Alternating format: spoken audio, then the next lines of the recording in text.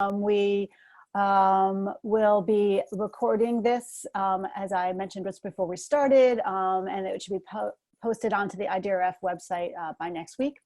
And then at the end of my presentation, we'll go through questions. You should post those on the Q&A. I would maybe just hold off to let me get through the presentation, because often questions that you may have at this moment will be answered over the course of my presentation. And if for some reason, we try and answer questions in a situation like this that would pertain to more than just a single person asking it. So we'll do a little bit of vetting of the questions. And so if you have questions at the end that were really just about you specifically, and you felt therefore were not answered, you can always reach out to us at idrf@ssrc.org. All right, so just a moment while I share my screen.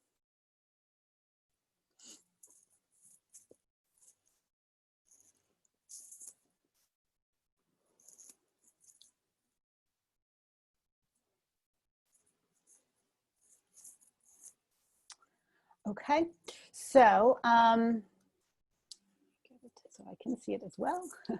Okay, so really just starting off here, just a little bit, I'm assuming folks having already gone into our portal, this is how you got your invitation, but have some sense certainly of the IDRF, but just to give a bit of an overview of the mandate of the program, it is and has been for going on 23 years now about supporting the next generation of scholars in the humanities and humanistic social sciences.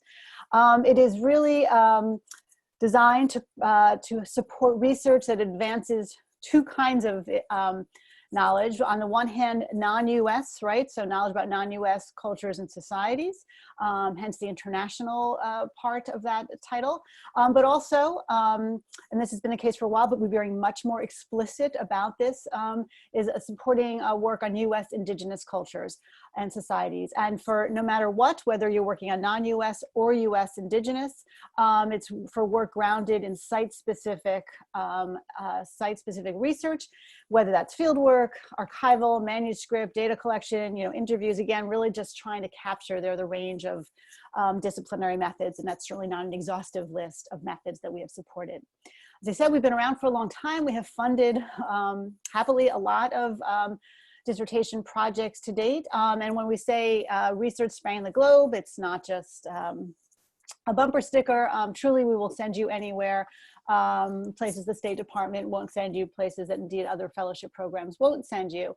And just on that for 1 minute, I'm also certainly aware that we're talking about conducting international research at a moment where, of course, it's deeply difficult to conduct that kind of research, right? And of course, we're well aware of that because a number of our current fellows have been challenged in that way. But moving, as I'm talking about the 2021 competition, and that's what you would be applying for if you get your application in early November, we are not asking you to take that into account, to have some sort of elaborate plan B, and here's my plan if COVID is no longer an issue in conducting research, and here's my plan if it is. And not to say that naively to all of you, but the reality is for this 2021 competition, the earliest anybody would be able to start would be July 2021. And within a normal IDRF timeline calendar, it would be fine if everyone started, say, December of 2021, or indeed January of 2022. So we are operating on the hope that that would all be possible, certainly by January of 2022. And to be clear, we will be informing reviewers of your applications that we've informed you of this, and that you do not need to take into account sort of, again, plan Bs around COVID. That said, if you are studying places that this is nothing to do with the pandemic, but if you are planning to do research in places that outside of any issues around the pandemic challenges, but that for various reasons might be difficult to get visas to, and that's not citizenship dependent. There are lots of different countries with different relationships to each other where citizens, nationals of those places, it can be difficult to get visas to. If you are studying in a place that for various reasons, have various challenges to accessing either certain people, if you're studying a group that is difficult to access, dangerous to access, you know, things like post-disaster zones, where again, we support people to do all sorts of those things, but we advise you as applicants not to sort of just naively say, oh yes, I'm going to study, again, I'm reluctant to name a specific place, but a place that, again, right now, as we look at it, would be incredibly difficult to do research in. This is not about COVID. So I would suggest if you are studying a place that you believe has that perhaps not deserved reputation, but might be considered that way, to not ignore it, right? To sort of explain, why do you believe you have access to this group, this place, this archive that has, you know, again, been in a disaster zone or something like that. So to just be, in that sense, an aware and not naive applicant proposing to do research. Again, we support research in lots of difficult places, but we want people to be aware, to address what might be mitigating factors in why they have access when many other scholars perhaps do not.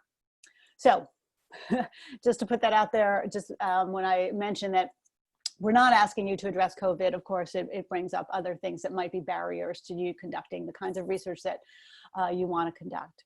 And I note here, and you should all know, of course, it's in the title, that we are funded by the Mellon Foundation, and I'll discuss as we go further into the application the ways that our funder perhaps is expressed in certain kind of questions that we want you to address.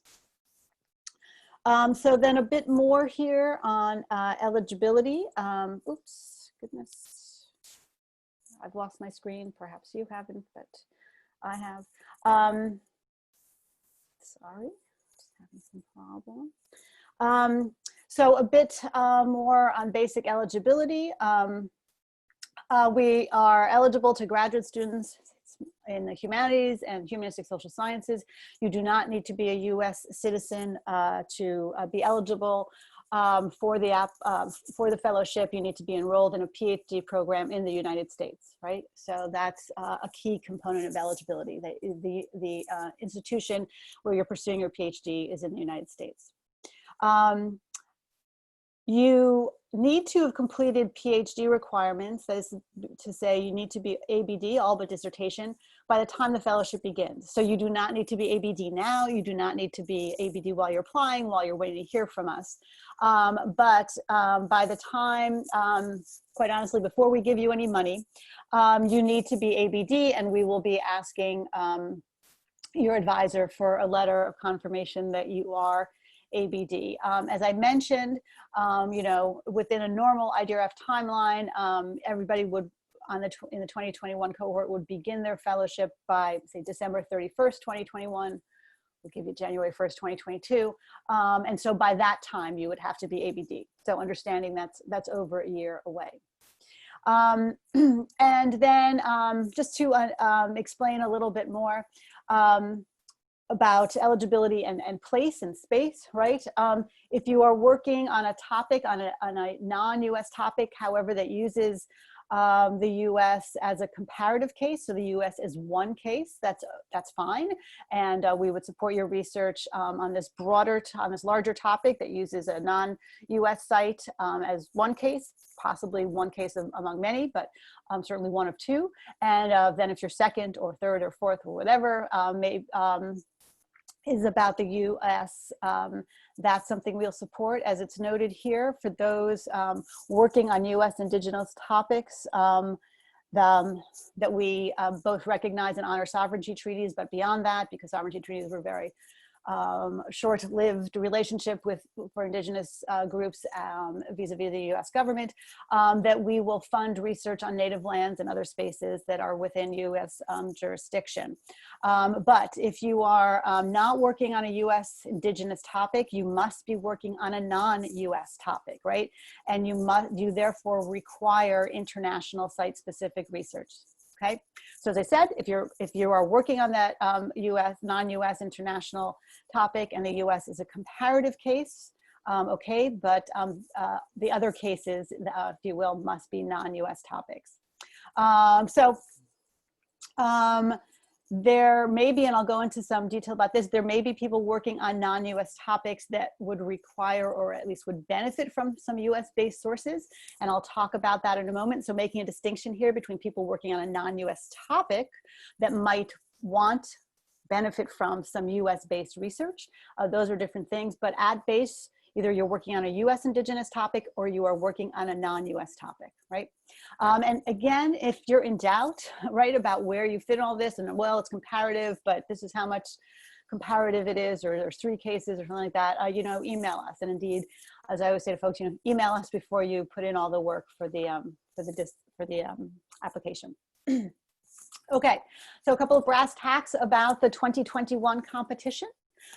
We will be able to award 60 fellowships this upcoming year of approximately $23,000. The approximate is genuine. It is not an absolute guaranteed minimum, nor is it an absolute maximum. I want to be clear too, you do not need a budget. You don't need a budget with your application. In fact, there is, we would like to think, no way to submit a budget with your application. Please don't submit a budget with your application. If you become a fellow, we will work with you on budgeting, and it depends on a lot of things, including, of course, where you're going, for how long you're going, and whether you have other funding, right? That is another way of saying, by the way, that you are permitted to hold the IDRF along with other fellowships, and many of our fellows do, and yay for them, but many do not, right? And so, for instance, if we're your only source of funding, the amount of money we give you may be different than somebody who has managed to also get other sources of funding, right? So this is in the spirit of, if you will, spreading the love of what is deeply limited dissertation research funding within the United States institutionally, and trying to spread that out, right? So we have funded people for significantly less than $23,000 who have managed to get funding elsewhere, or also perhaps are going to a less expensive place or for a less amount of time, but they very much want the fellowship and want to be part of the cohort. But we've also funded people for, I would say, significantly more. Everyone's applying for 6 to 12 months of research. If you've looked at, if this is the first year you have applied or looked at the IDRF, this all doesn't sound like anything new for those who might be familiar with the IDRF from previous years. If we were 9 to 12 months in previous years. So this is a small change. So everyone is requesting 9 to 12 months of on-site, site-specific research, right? This is not a write-up grant. This is not I'm going to go do 2 months of on-site, site-specific research and then 5 months of analysis and write-up, right? That is not what this grant supports. It is for active, full-time on-site research, right? And then I will unpack that second sentence a bit more in the following slide, right? So while everyone is applying for 6 to 12 months of on-site research, there's variation there on how much of it can be must be international and how much of it could be US based. Again, you're either working on Indigenous US topics or you're working on non-US topics. But depending on one's discipline, there's some leeway about whether you have to have a minimum of 3 months or a minimum of 6 months. And again, I'll go on to that in the next slide. And as mentioned, this is the 2021 fellowship we're talking about. The earliest anyone would be able to start on the fellowship would be July 2021. We would be announcing our fellows and informing you if you're a fellow in April of 2021. So again, the earliest you could start would be July 2021. And the idea would be there'd be 6 to 12 months of continuous research. Again, earliest you could start is July 2021. Latest you could start would be, say, January 21st, 2022. And that when you start, it continues for the full extent of either your any place between 6 and 12 months, depending on what you've requested. And it would be continuous time there. I will add to that, of course, we understand you're human beings, that you have other aspects of lives and personal events can occur. We hope not tragic ones, obviously. And so, you know, we can work with you on those sorts of things. We also know, of course, that many of our fellows have to maintain a certain visa status, and that requires perhaps returning to the U.S. and while we for a certain amount of time to renew their visa. And while we can't support the flights back and forth for those reasons, that we can certainly honor the required timeline within holding your visa. And just to mention, the fellowship, like so many SSRC fellowships, includes an interdisciplinary workshop. When you're done with your IDRF funded research, the IDRF itself, but SSRC more generally, is a very sort of interdisciplinary institution. And I just want you to know that that is separate from your award funds, right? So it's not that the workshop funding, travel, lodgings or anything like that, it does not come out of that, of your fellowship funds. That's separate funding. And so we would be paying for your travel, your lodgings, and things like that. So just letting you know, and it is, again, it would be after you're done with your IDRF funded research, so it wouldn't be for quite a bit of time, and we certainly hope by then that we are back to in-person workshops. We had to have a couple of virtual ones this past summer. Okay, so I noted that while everyone's requesting 6 to 12 months of on-site site-specific research, and you will get tired of me having that little couplet of explanation, but just wanting everyone to be clear. So everyone's requesting that, I won't repeat it right then, that for certain disciplines in the humanities, and you see those here before you on this slide, right? So for these select 11 disciplines within the humanities, these targeted, if you will, humanities disciplines, there is a bit more leeway about how much of that must be international and how much of that can be US based. And I want to be clear, none of it has to be US based, right? Again, these are non-US topics, and it's possible, in fact, that you want their entire fellowship to be at that international site. And I would say, to be honest, the vast majority of our applicants and our fellows are asking just for international time. But as I mentioned, the Mellon Foundation, a big supporter of the arts and humanities, and clearly also of the social sciences, over the years has been concerned that in certain targeted humanities, while they were working on non-US topics, that there were many resources in the United States that could be called upon to help on those international topics, and that, especially when it was a requirement of at least 9 months of international time, that folks in those targeted humanities were writing themselves out of the application process and out of the fellowship. So in response to that, and a desire again to capture a wide swath of disciplines engaged in the humanities and social sciences, for these particular disciplines, we've allowed more leeway, if you will, for a certain amount of US-based research support on those non-US topics. So, for instance, perhaps you're working on an international artist or a writer or an artistic movement or religious movement, and there are many, and you have an international site certainly, but you would again benefit from some US-based research. Perhaps it's museum holdings, curatorial records, author deposited manuscripts at institutions, universities across the US for various reasons.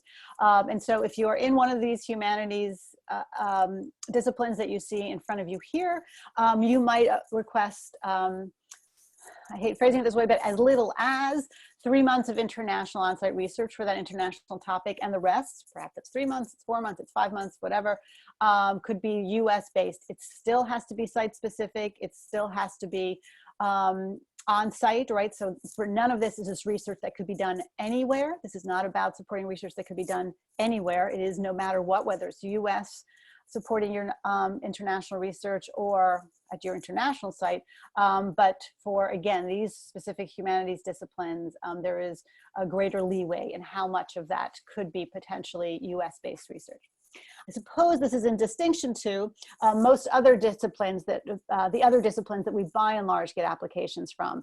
And so while this is, again, between the two slides, it's not an exhaustive list of all of the eligible disciplines. If you did not see your discipline on the previous slide or this one, but you are in the humanities or social sciences, you are eligible.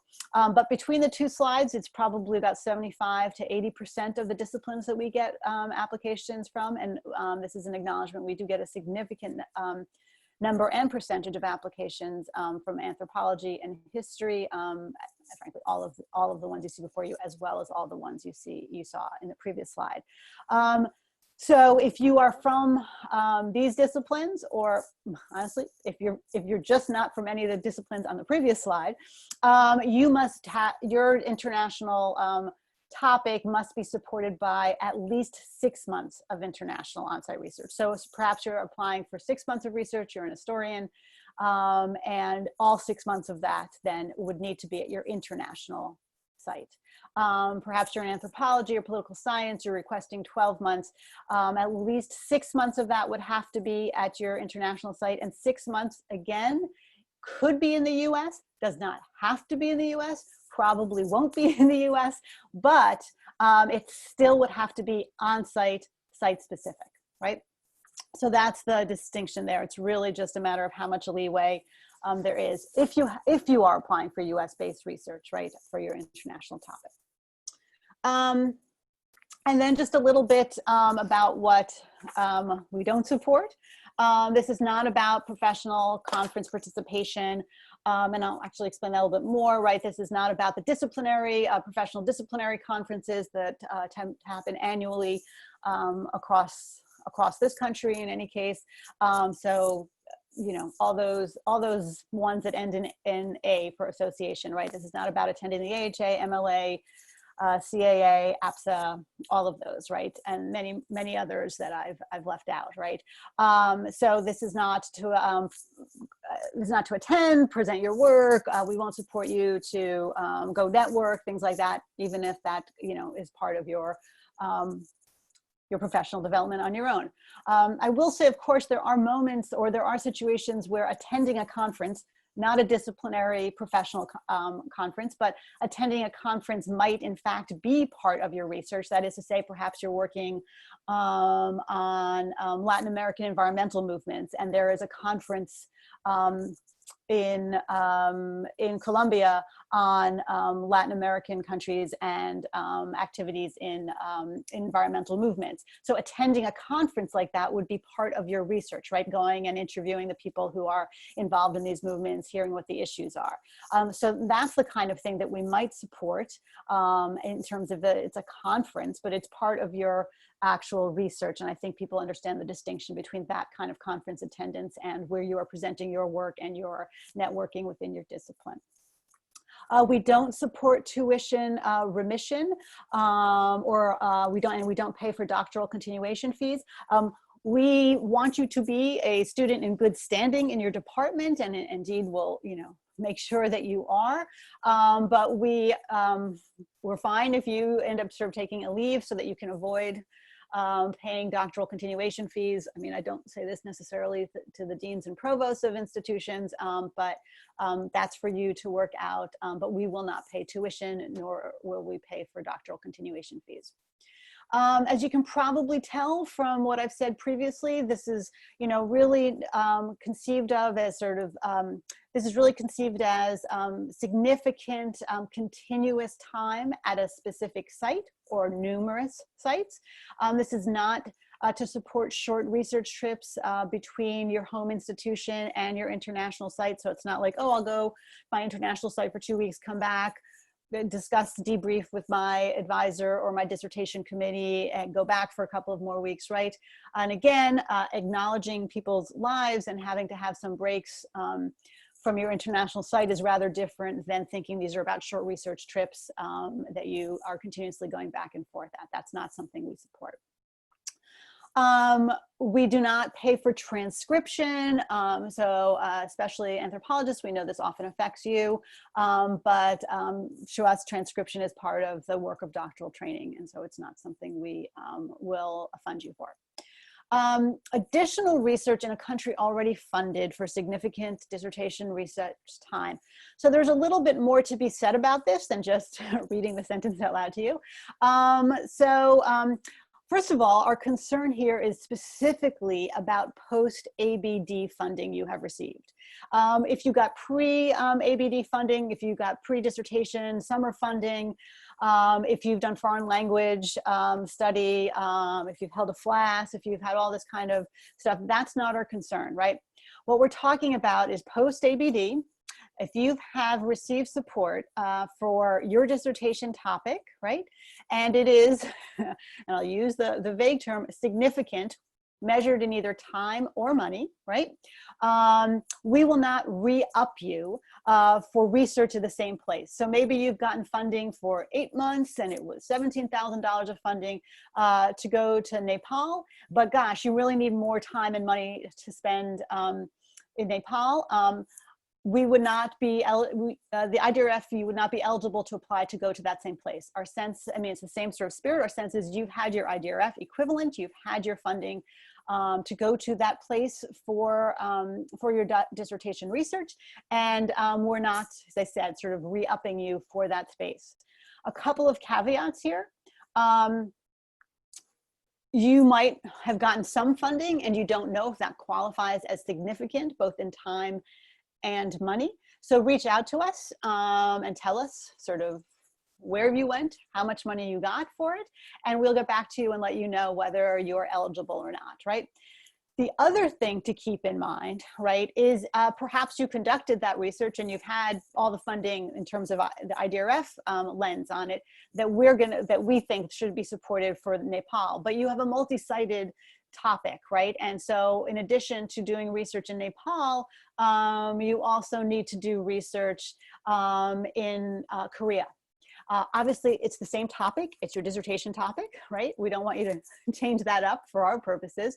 You would be eligible to apply, obviously, with that same topic for the research time in Korea, right? So this is part of IDRF's interest in supporting cross-regional and multinational based research. We know a lot of fellowship programs don't necessarily offer that kind of flexibility or multi-sited research. So you can apply for funding for other sites, right, that you have not received post-ABD support for. And I will note that in general, if you have a multi-sited, whether cross-regional or multiple country-based dissertation, you can apply to us to go to multiple sites, right? That is to say, we have about a third of our fellows do conduct research at multiple sites, right? I should say not multiple sites, within multiple regions, right? And or different multiple countries, right? So that's something to be aware of in general. Okay. So I want to go into a little bit more detail then about some of the specific aspects of the application. And I'll go through these and just sort of a warning ahead of time that a number of them, well, 3 of these, I'll go into more detail on them in the PowerPoint slides that are coming up. So I'm just sort of going to mention them here, but bracketed them, and then I'll go into greater detail when we get to them. So just the application, I mean, you all know, because again, you got this invitation as far as I recall, because you have started and entered at least your email into the portal. So you all know it's there. The application's been live since the first week of August. And perhaps you've already seen, this is where you put your contact info, relevant coursework, relevant work experience, your language competencies, self-evaluated language competencies, and perhaps you've already seen some of the other aspects that we have, a 500-word abstract and some of the other things that are coming up on this list itself, right? So all of that, as you, again, you may probably know, is all through our portal. A couple of things that, as I said, I'll go into more detail on that are part of the application. One of the 3 questions that we refer to as the research relevance section. The next slide will be on that specifically. A brief 300-word personal statement that is actually new to this year's competition that I'll talk about a little bit. A 10-page proposal, which in many ways, understandably, people would think of as sort of the meat of the application, double-spaced. Put that out there right now so you don't forget. So those 3 I will go into greater detail on in the next 3 slides. Let me just say a little bit about the 2-page bibliography that you have to upload, and that this can be a single space. So again, it's 2-page bibliography. It's not a full literature review. It's 2 pages. And what I would say to people about this is to think of this 2-page bibliography as an opportunity to contextualize your work within the outstanding literature, right? So what in those what with the 2 pages that you have there, are you saying about where you situate your work, where you situate your idea of yourself as a scholar, where you are now on this topic, or where you hope to go, sort of what's either the theoretical grounding, or again, what's the kind of scholarship that is important to understanding your intellectual foundations, or your understanding or your presentation of the kind of research that's been done around your work, right? It's really sort of saying something about your intellectual development. I mean, it's sort of a shorthand to where you would place your research in a broader bibliography, historical graphical existence. I will say, since I've said the word historiographical, that while I would say the overwhelming number of folks whose 2-page bibliographies we consider it is secondary sources overwhelmingly, but certainly historians especially do on occasion put perhaps the first chunk of that 2 pages might be primary sources, specific archival references, or sort of specific areas, or even possibly newspaper publication runs from the period. So there is a little bit of a balance of sort of primary and secondary situations that you're inserting yourself in, but that's just, it could be just a discipline, most likely just a disciplinary specificity. But again, I think for everybody, it's sort of it's a shorthand to sort of like, this is the research I'm doing, this is what's informed me, or this is where, I would hope that in somebody else's bibliography, when my work is done, I would be situated along with these other kinds of scholars and thinkers. And I would also say that over the years, of course, that in being parts of conversation and discussions on in the assessment process, that, for instance, if you're going to do research in a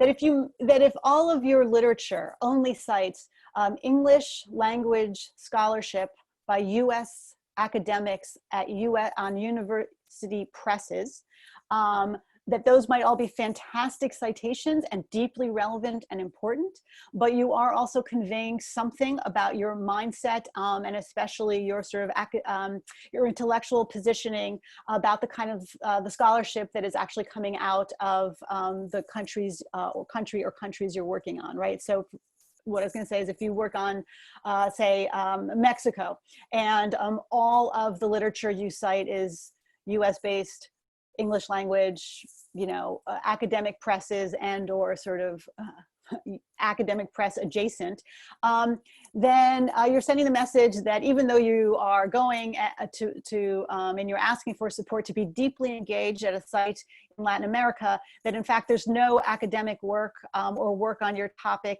or in the language that you might be doing research in that's relevant, important, or that you'd consider yourself being part of. If that's an accurate presentation of your intellectual mindset, then that's honest and true. But if it's not, you might be aware of sort of the role that a bibliography plays in assessing your relationship to the very space and place that you're going to do research in.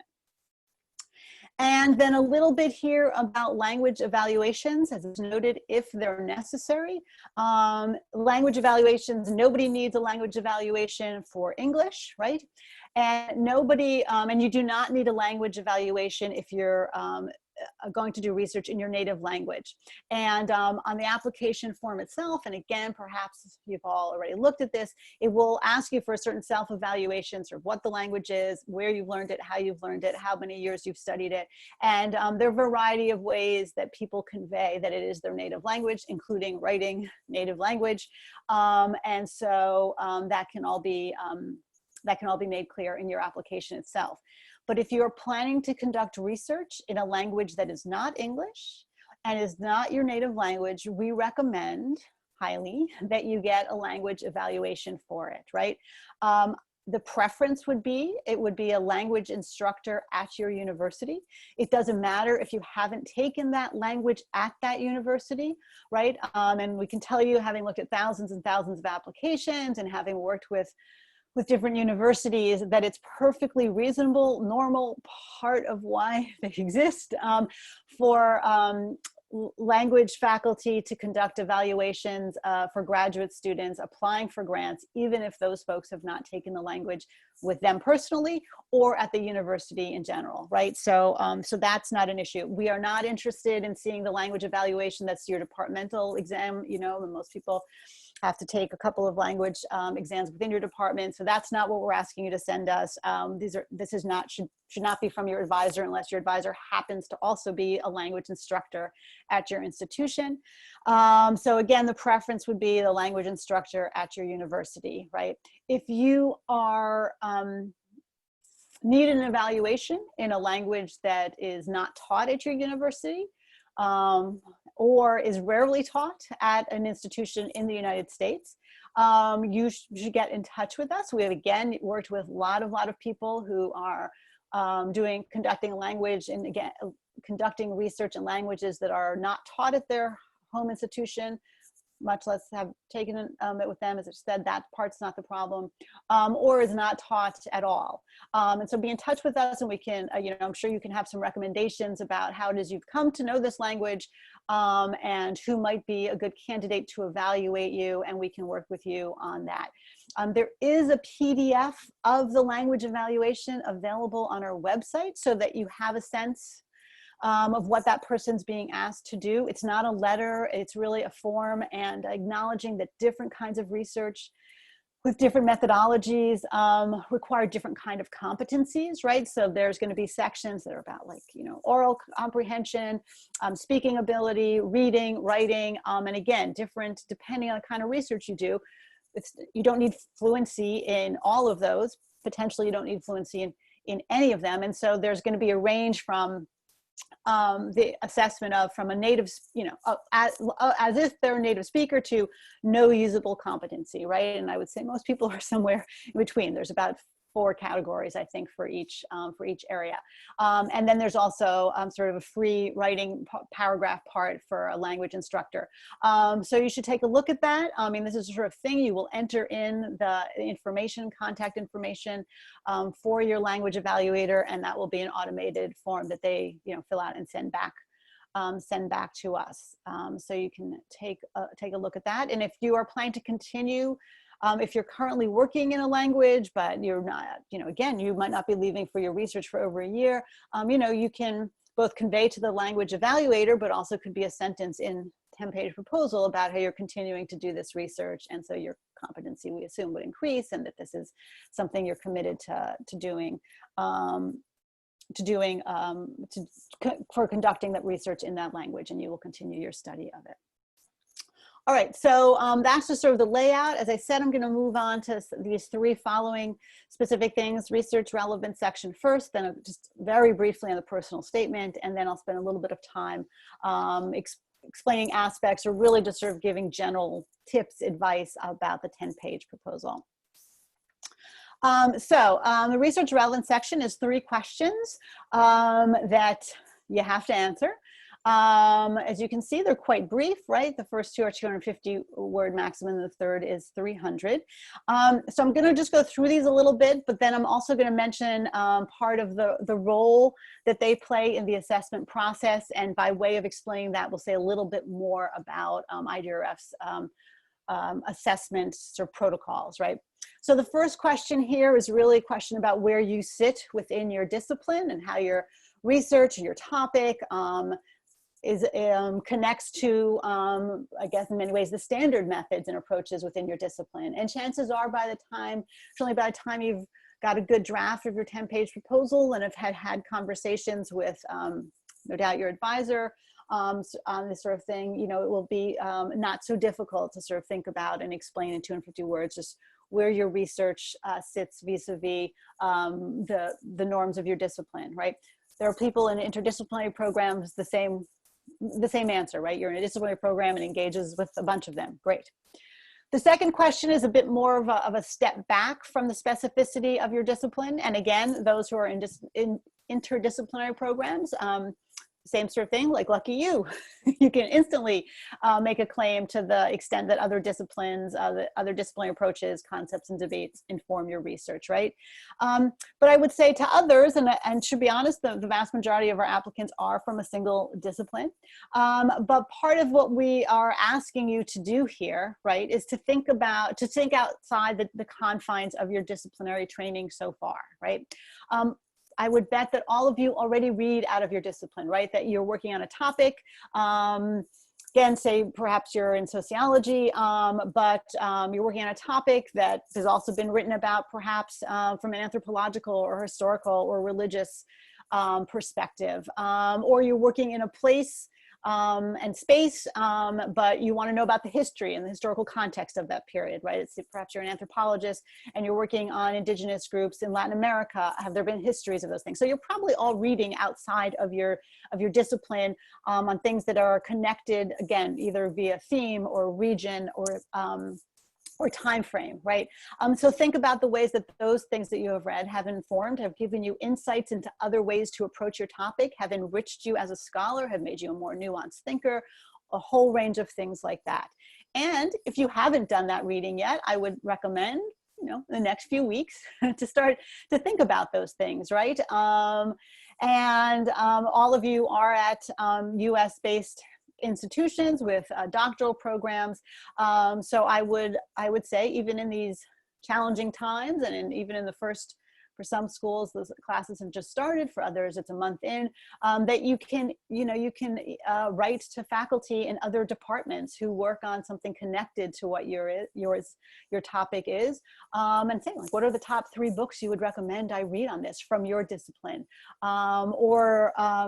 Ask for a syllabus if they teach a class that has anything connection to, again, your region, your theme, your time period.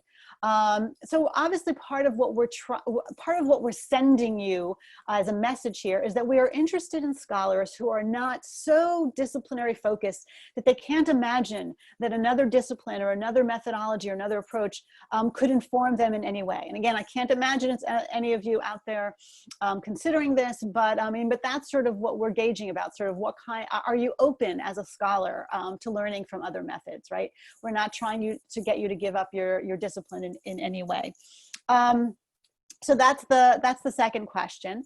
Then the third question, this big one sitting here that often people are like, oh shoot, that's long, and and I promise you it's long actually in this attempt, perhaps misguided attempt, to use enough phrasing of the humanistic knowledge that you feel that you have some access to this, right? So really what this is asking you is to make common cause with humanistic knowledge broadly understood. I promise you, you don't have to be in the humanities to get this fellowship. I promise you, you don't have to be in the humanities to answer this question well, right? It's really an attempt to convey, again, a broad view of the humanities. And of course, for those who've been savvy about knowing who our funder is, it conveys our funder support for humanistic inquiry, right? You are really trying, as I said, to make common cause with a broad understanding, again, of what it's meant to be human, what it means to be human throughout time and space.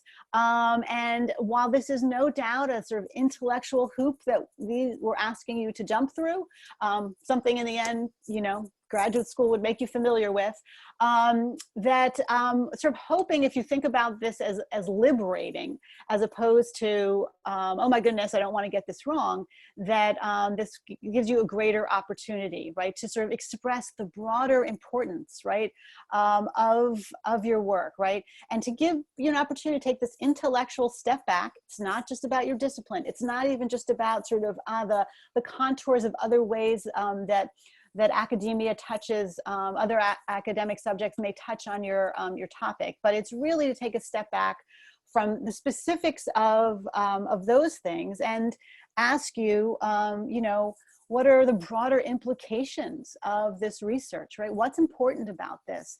And I would argue, potentially now more than ever, good scholarship should be able to do that. Good scholarship should be able to reach across a broad disciplinary spectrum, indeed, perhaps even beyond academia, and convey the importance of topics, right? And so that's really what you're being asked to do here in the broadest terms, right? Again, I mean, I think, and I've sort of mentioned in passing, like, it doesn't mean that every single applicant has to argue that their dissertation topic, if they're funded and it's completed, will, you know, bring peace and prosperity throughout the planet.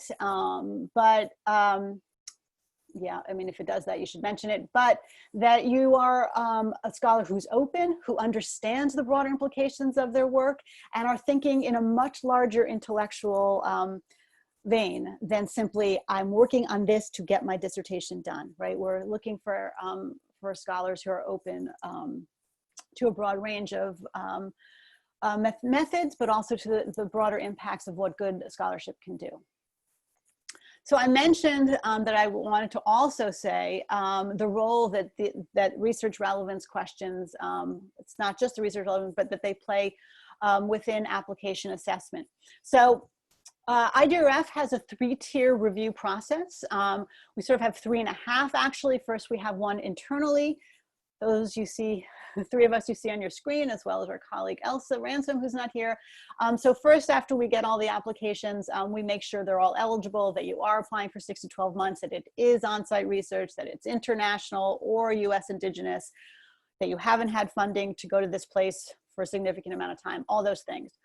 But then we work with scholars across the United States at a variety of institutions to further assess your application. So at the first stage of that 3-tier review, your full application, which means all of the things that I had on the previous list, right, are not going to be looked at. In that first stage, it's going to be your 500-word abstract, your response to these 3 research relevance questions, and your personal statement, right?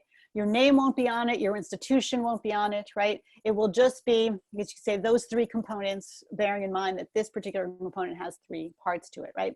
So that's my way of telling you that these 3 questions play a significant role in the first stage of review, right? So those 3 things, these 3 questions, the abstract and the personal statement, will be all that is looked at the first stage. And the only thing that we are asking scholars at the first stage to assess is, should this move on in the competition, right? So again, understood that your 10-page proposal is the meat of it, and you're going to spend a lot of time on it. But this is we're being as transparent as possible to tell you these are important too, right? Because at the first stage, we're getting the overview of your research, your topic, and we're getting that from the 500-word abstract. We're getting the overview of what kind of scholar you want to be or are in the broadest sense. And then the personal statement, which I'll go on to talk about, is a slightly more human, right? A less academically oriented and more human aspect to all of it. And those 3 things are what are going to play a role in whether you continue on to the next tier of evaluation. I should say not you, but your research topic, right, as it's written up. And so while I'm on it, that's the first tier review. The second tier, all of those things will be read, as well as your 10-page proposal and your 2-page bibliography, right? So that's if you make it to the second stage, that's where that 10-page and 2-page bibliography start to play, obviously, a heavier role. And then in the final stage, all of that stuff will be read, as well as any comments from that second stage from those reviewers, right? So just to give you, again, just trying to be transparent about the process itself. Some of this is in our FAQs as well. But just want you to be aware, especially of the role that these questions play. And as I mentioned, right, so they'll be looking at the research relevance in your abstract and also your personal statement, a brief thing. So let me just say a little bit about this. What we're asking here is really how your non-academic experiences have informed either the perspectives you're bringing to your proposed dissertation project, or indeed how you even got to this topic, right? And I would say for those working on US Indigenous groups, this would be an opportunity to specifically address your position vis-a-vis those communities, those spaces, those tribes perhaps, that this is your opportunity to situate yourself vis-a-vis the Indigenous communities in the US, if that's what you're studying. But again, this is an opportunity to sort of humanize for the readers what might for you feel like a somewhat, I would hope not quite dehumanizing, but a somewhat more distant aspect of yourself. We know often the 10-page proposal, especially considering the sort of some of the protocols, if you will, of academic writing can feel quite distant. So this is an opportunity to bring it perhaps closer to home. One of the reasons we've introduced this personal statement, right? And so, excuse me. One of the reasons we've introduced this personal statement this year is because of another change we made, which is we have eliminated letters of reference, right? Language evaluation is a different thing, but we have eliminated letters of recommendation. We used to require two, one from your advisor and one from someone else. We've eliminated those out of an interest in addressing problems in letters of recommendation about implicit bias, about gatekeeping, about prestige bias, right? And so we felt there was a lot to be gained by getting rid of letters of recommendation and those sorts of attendant problems. But we did feel that something was being lost, which is because of the nature of 10-page academic proposals, that advisors or other letter writers were best placed often to convey this sort of personal aspect of the person who's conducting this research. Perhaps you're working on a diasporic community and you yourself are part of that community. Perhaps you're working in a place and space that had experienced civil war and you have a relationship to that event, right? And so again, this seems to be the sort of thing that was powerful or important or just, again, humanizing, that would come from the letters of recommendation. But we also had a lot of problems with letters of recommendation for the things I've mentioned, and I'm sure you're all aware of the kind of studies done on the problems of letters of recommendation. So this was our hope, to be able to maintain what we saw as beneficial and important from what we would get from those letters, but getting rid of the problematic aspects.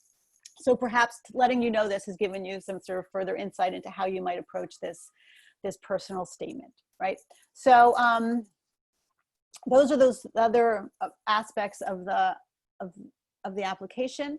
Let me then move on to some, well, I was going to say sort of tips, advice, aspects of the 10-page proposal. So what you see before you with these lists is not, this is not sort of the programmatic requirements of writing the 10-page double-spaced proposals. This is not an order in which you have to address things. This is us saying, here are some things that you should probably have somewhere in your proposal, right? And how much weight you give them or where you introduce them is not, you know, again, is not, there's no sort of template on that. I'll go through this a little bit, but also mention a couple of other aspects, really just sort of gleaned from years of reading a lot of proposals and being part of conversations in assessment. So first of all, you know, I mentioned, and as you know, this is a 10-page double-spaced proposal. Do not send in more than 10 pages. Not only, I mean, you will not be eligible, right? You will be disqualified from it, but obviously this is a basic issue of fairness. If you single space it, if you send in more, you are allowing yourself more space to make an argument about your topic and or your research, and so that's just simply not fair. But I would also caution people from handing in significantly less, right? That is, everyone knows 10 pages, everyone has the same constraints. There's only so strong an argument, you know, there's only so much shoring up of your argument that you can make in 10 pages. But if you send in 6 or 7 or 8 pages, right, and you haven't really elaborated on methodology, or you haven't really said, like, what's original about this, or you haven't really explained where you sit in theory, then you leave yourself open for a critique of, oh, well, they had pages to answer this, but they didn't, so they must have not thought about this, or they don't know, or they don't care, right? And so I would imagine none of you want to apply for this and convey that sort of message. So again, I caution you from submitting significantly less than those 10 double space pages.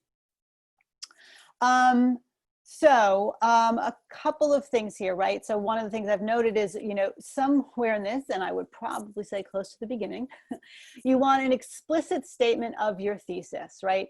And really beyond that, colon is simply a way of acknowledging that sometimes this is disciplinary specific, the language that you use to explain, to have a statement of thesis. For some, it's the questions you'll ask. For others, it's the hypotheses you will test, the puzzle you will try and figure out, right? Again, it can be discipline specific, and we know that people are working within a specific discipline. And so we're not saying don't use your disciplinary norm.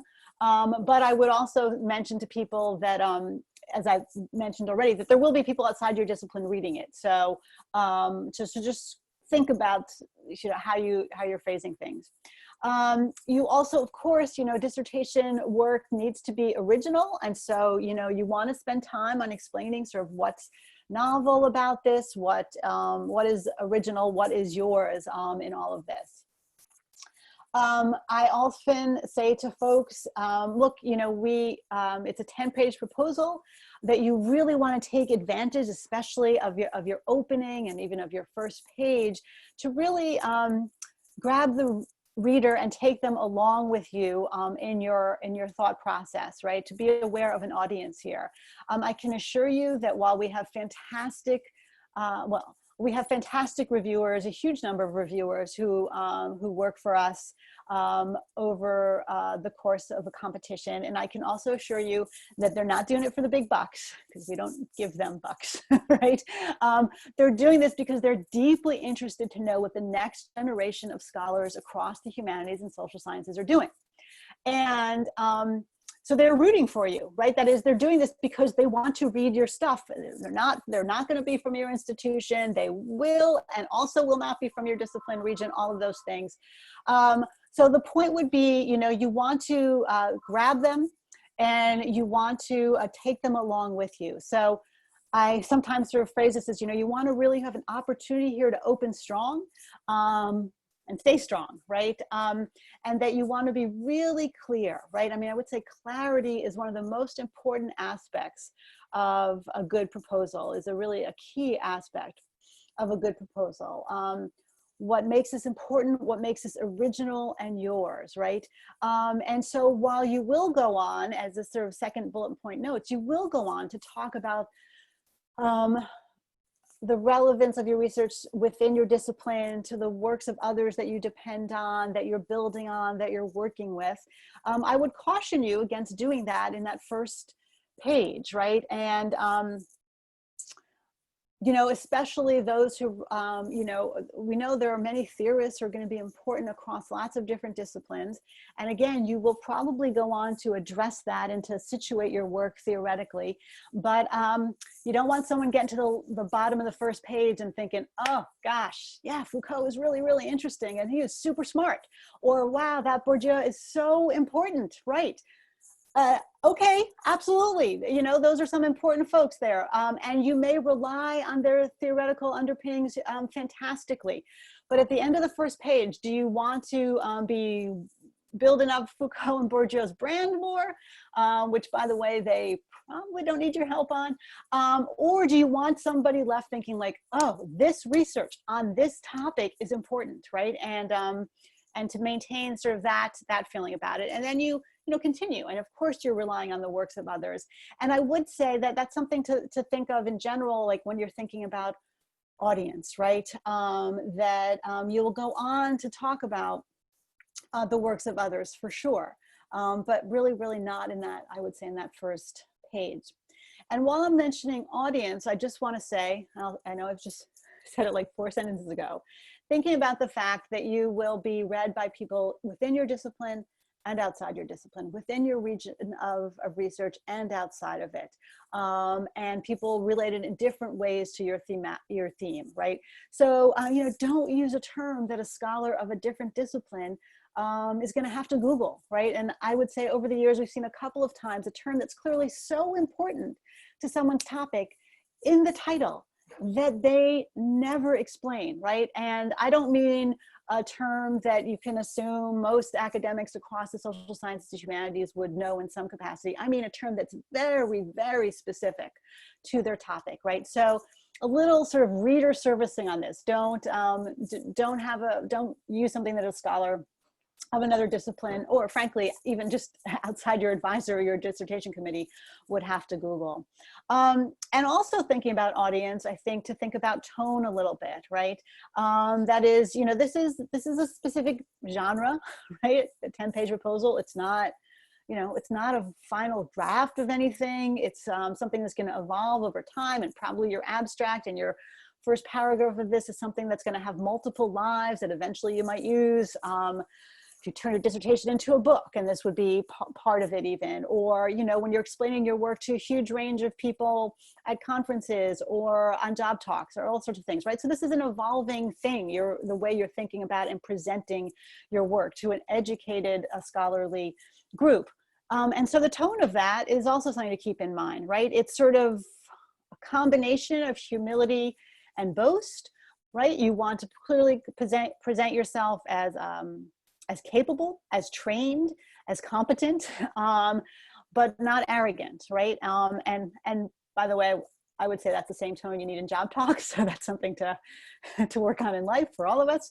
And that even extends to a notion of scope and feasibility, right? That is, so I'll mention this because it's something I've mentioned in presenting to other folks, and so you should know. Often we've seen people, well, at times people will talk about their work knowing that they're, you know, one of many scholars working within a certain topic or time frame. And they'll note, oh, well, I'm filling an historiographical gap, right? And even if that's been a helpful way for you to sort of define the contours or the limits of your work. And even if that's part of the way that you and your advisor have talked about your work, like, well, there's these, 45 works on this, but there's nothing exactly on this. You're really filling a gap. That might be an important intellectual shorthand for you to think about, but I would really caution you against writing in your work, I'm filling a gap, I'm filling in a historiographical gap in the research, because as much as I said, that might be an interesting, or that might be a helpful way for you to think of it, it's not the most fascinating way for you to convince people of the importance of your work, right? IDRF's mandate is not to fill gaps. The Mellon Foundation does not fund us to fill all the gaps in historiography. And again, I would imagine there's something more interesting about why you're pursuing this than a need to fill gaps. So I wouldn't present your work that way. And then on the other end of the spectrum, I also wouldn't make huge scope declarations, right? Things that are not feasible, right? You're not writing a history of settler colonialism in the Western world over the 18th, 19th, and 20th century, right? Because it's not reasonable that you will do that in 6 to 12 months of research. And it's just not a feasible, it's neither feasible in terms of research writing or scope, right? So just again, those are all kind of connect in some ways to tone and audience, feasibility, and scope. And just to go through the last few for a little, just a couple of minutes, I think, left on this. You want to be, this explicit description, justification of research methods also goes to clarity. You want to connect the methods to your thesis. How do the methods that you'll be employing answer the questions you raise, the hypotheses you'll test, whatever it may be, and to be specific, right? So again, sort of calling myself out as an historian, you don't want to say, I'll be looking at the archives, which is definitely something I would have said to people. I probably still say to people, I'm looking at the archives, right? But understanding that that's that's an incredibly vague notion of methodology, right? That is specifically what you are asking us to fund you for. And of course, as that last part makes clear, you want to be more specific than I'm going to be looking at some archives. But what is it you're asking of these sources, right? What is it, again, the lens you're looking at and interpreting, right? We're all doing, you know, deep discourse analysis. Like, what does that mean? What is it you're, and how will looking at these archives answer the questions that you have posed here, or actually get you on your way to writing a thesis that is different than the things that have been written before it. And this is true, again, across different disciplines. I'm just picking on historians because I am one, right? So if you say I'm doing, you know, participant observation, you need to be specific, who you know, or you're doing questionnaires, surveys, right? Of whom? What are those questions, right? How do those questions match up with the thing that you're pursuing to answer, right? So all of those things, to be as specific as possible.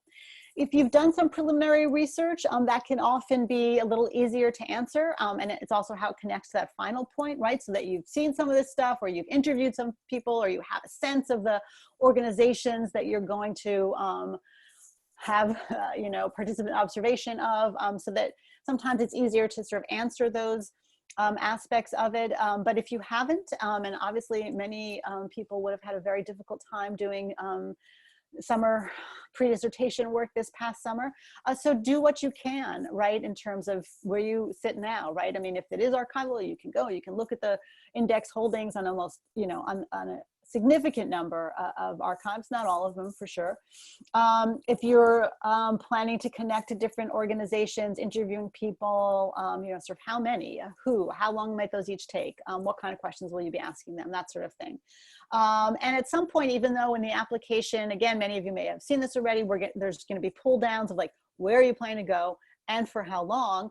You want to be a little bit more specific somewhere about sort of why is it that you're asking for a certain amount of research time, and what do those research sites themselves offer up in your site specific research. So that's sort of essentially all I want to say about these various category or aspects of components, as I said, I guess, as it's written at the top there. But I did want to add one other thing.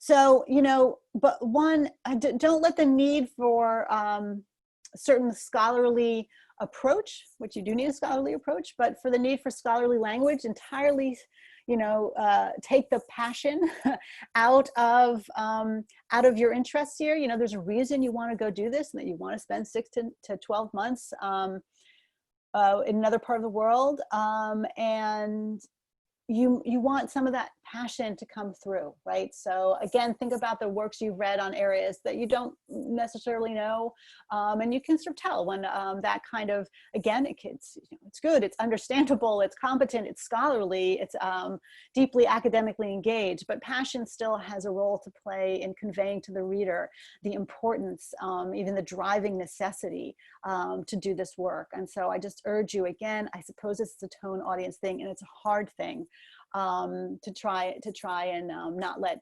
scholarly language steal all the passion out of your writing too. So those are some sort of general, I suppose, tips, advice, again, based just on years of being part of a review process.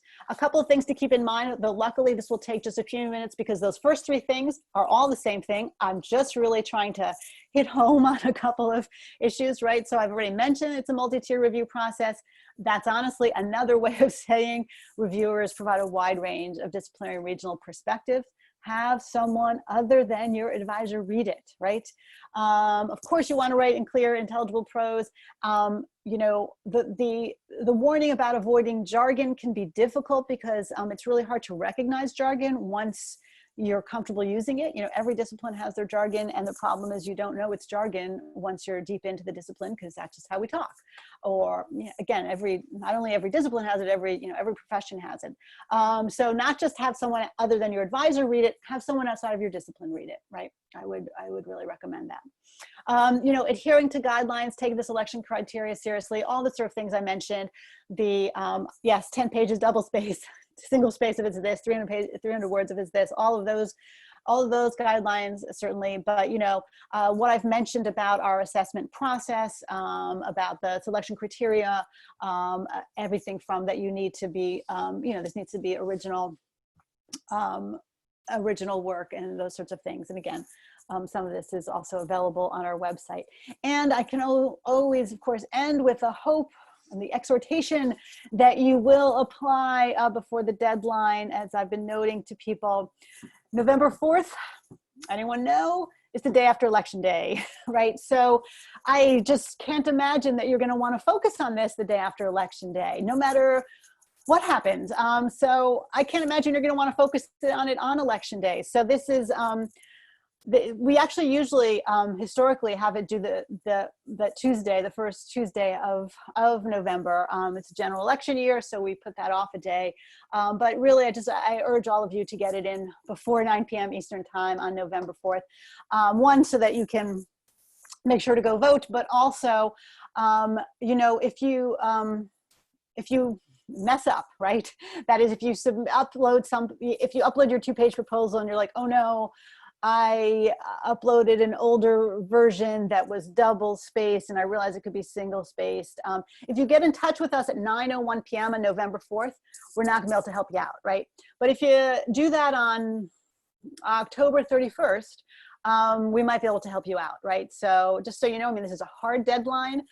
We have a lot of people who apply and we cannot possibly entertain making changes to submissions after the deadline. But beforehand, we are a little more compassionate and a little bit more patient. So that's also a good reason to apply before the deadline. And as I said, you can always email us if you want specifics on your eligibility. Email us, now at IDRF@ssrc.org. And yes, because of course social media matters, you should follow us on Twitter at @SSRC_IDRF. So that's the end of my PowerPoint, but we are happy to take some questions. And I think how we're going to structure this, right? Is Isha, you're going to do a little vetting of it, and then Isha will read the questions aloud, and I'll answer them. And so again, please put those in the Q&A. And if you've asked a question and we've decided like, we've sort of answered an equivalent of this, or this is more specific, then this is really just a question that's about you. And so then just feel free to get in touch with us afterwards. So I'll give Isha a couple of minutes or however quickly she can do it, whatever, to check out the questions and then decide. Okay, I can start with one right now. Okay. Can we propose more than 12 months for our research itinerary in the application portal, even if the IDRF may not fund us beyond a maximum of 12 months? Right, in the portal you can. We hope we have structured it so that it's impossible, right? Is that right, Isha, that you cannot pull it down for more than 12 months? So no is the answer to that. We understand people, and you might have other funding and you might end up doing more than 12 months, but in terms of applying to us and in the portal, no. Okay, if my specific visa does not allow international students to stay outside the US, if my specific visa only allows international students to stay out of the US for a maximum of 5 months, how can we conduct 6 months of on-site research in this situation?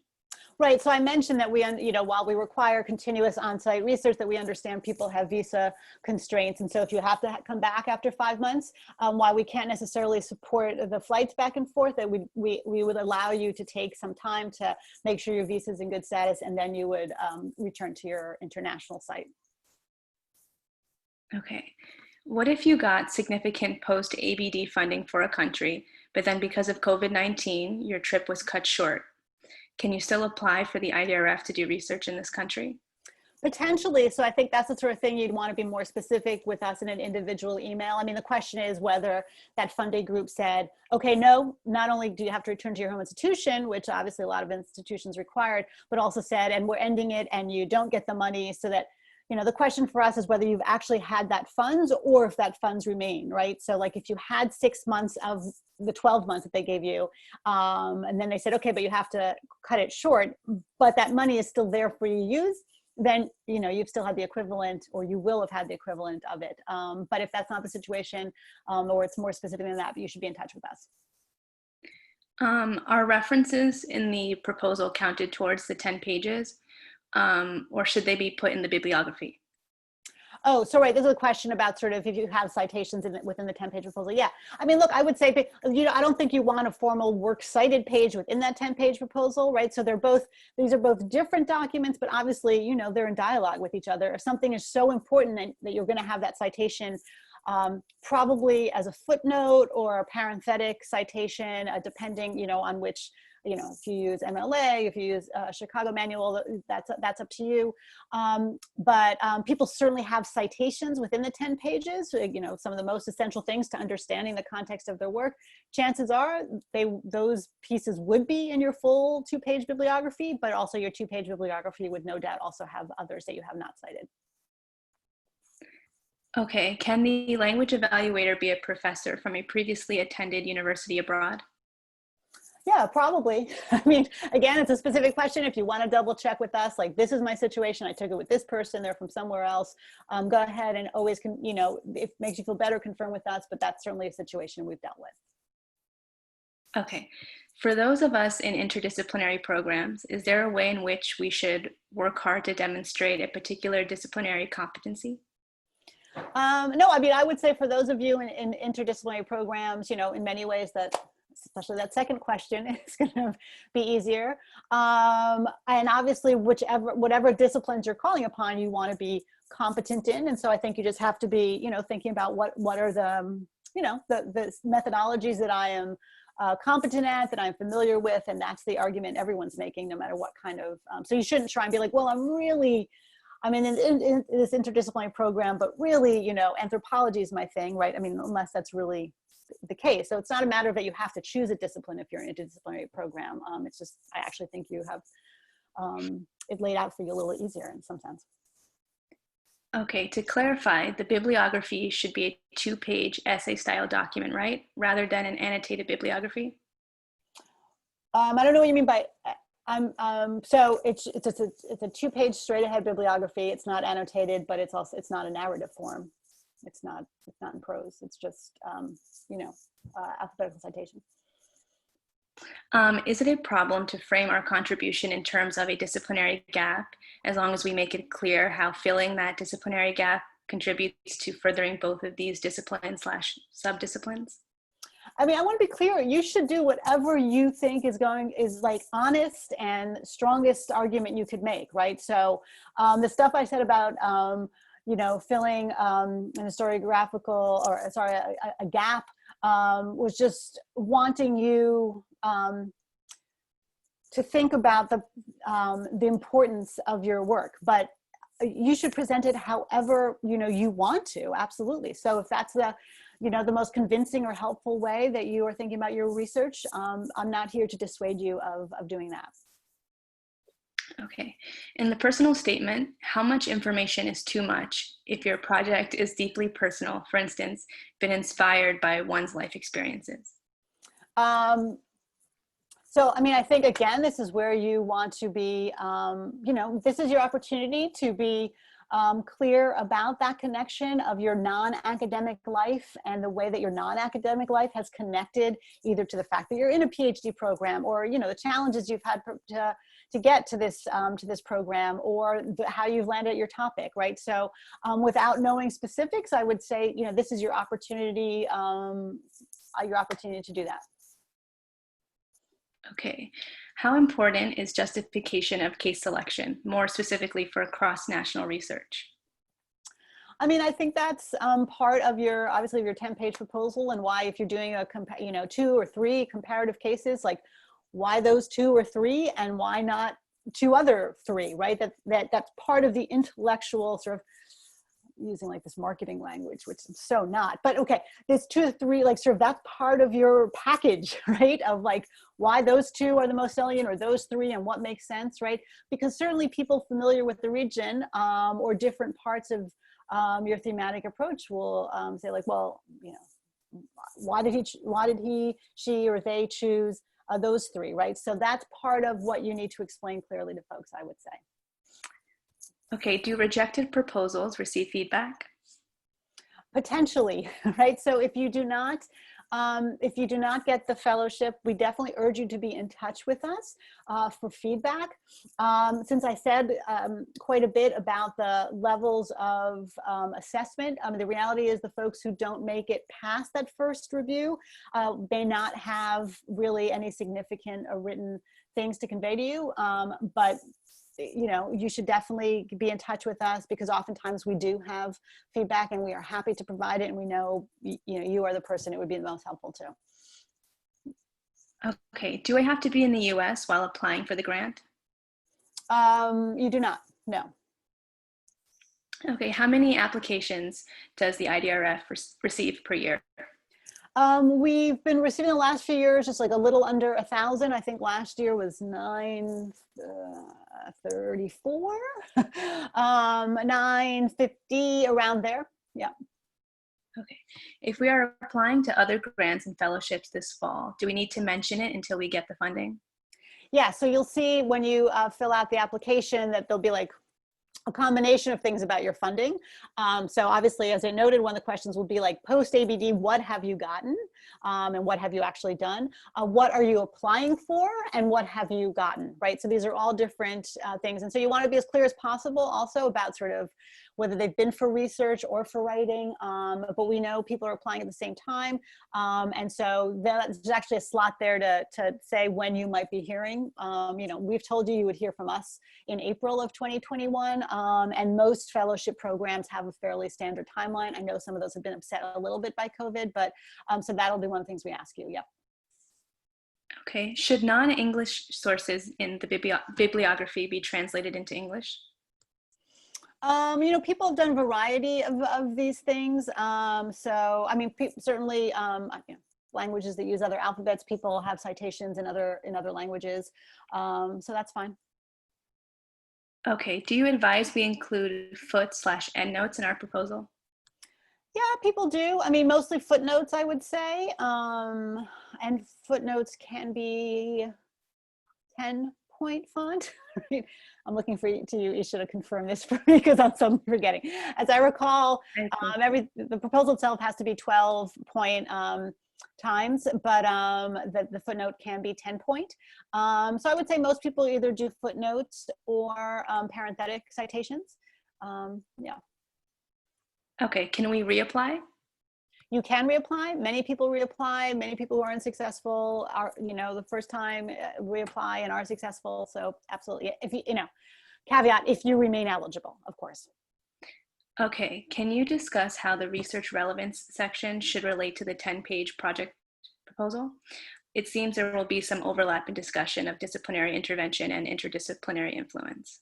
Yeah, I mean, I think the greatest overlap is probably with that first question, right? Because if you're in a discipline and it's important to situating yourself in the discipline, that when you go on into detail about your methodologies, that'll probably be discipline specific, that would come up. For the second one, it depends, right? In some ways, it depends on your methodology and theory and those sorts of things, if it is connected to other disciplines, or indeed if you're in an interdisciplinary or multidisciplinary program itself. So, you know, there are going to be some components of that. I mean, I wouldn't say that you're going to, you know, wouldn't cut and paste where you're like, oh, someplace in here I should talk about other disciplines in my 10-page proposal and cut and paste it. But where, you know, if it's relevant, honestly, to your methods and things like that, then you would have some discussion of it, I think. Okay, can we cite in the research relevance section? If so, how do we cite? Yeah, some people do, you know, when they're talking specifically about approaches or books or, you know, theory or things like that. And I would say people just have a brief parenthetic a brief parenthetic citation. Remembering those first two are just 250 words, so it's brief, but again, if like understanding how a citation might get to, you know, something specific and really important. So people do that on occasion, sure. Okay, is it acceptable to cite interviews conducted during pre-dissertation research? Can one include the interviews in the bibliography section?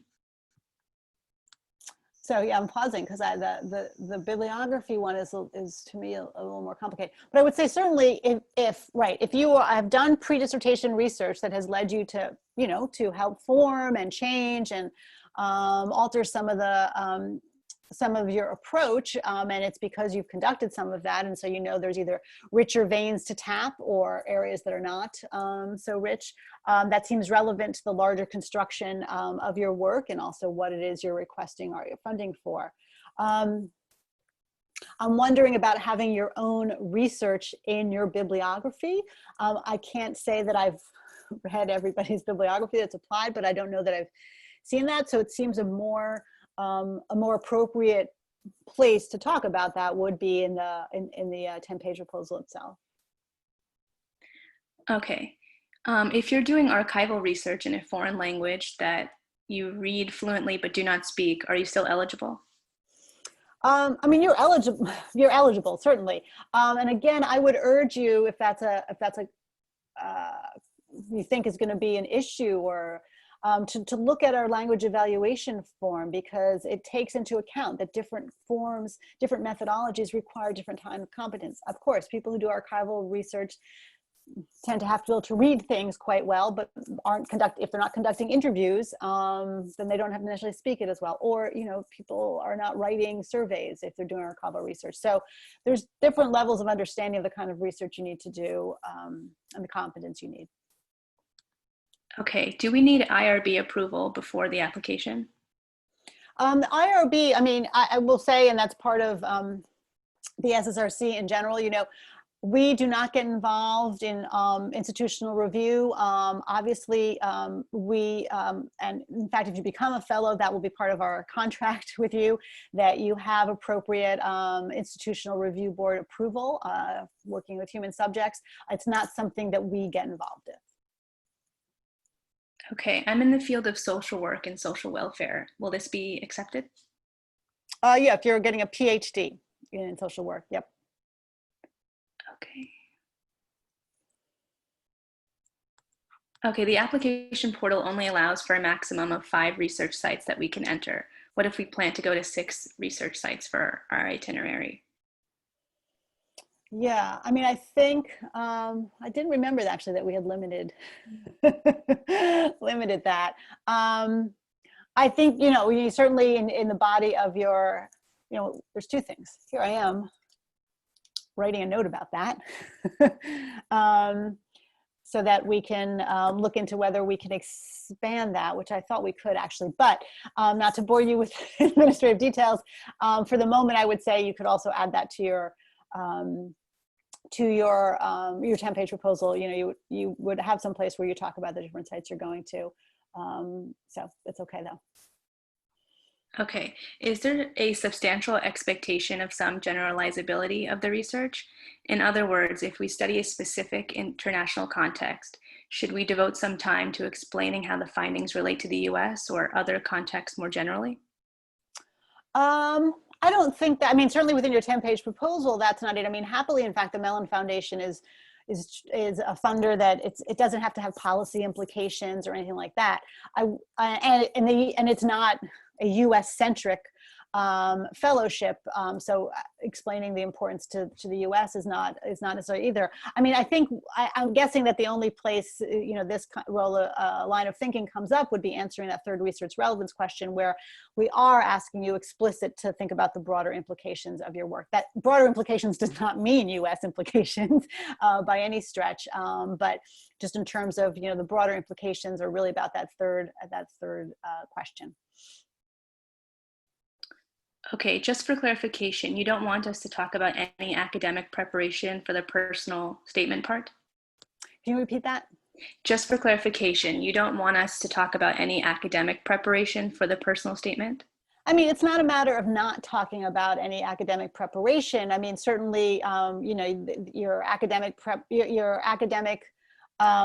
preparation, coursework, training, language skills will all be addressed in both the application form itself, I should say. There'll be a place for you to fill out the relevant coursework and things like that.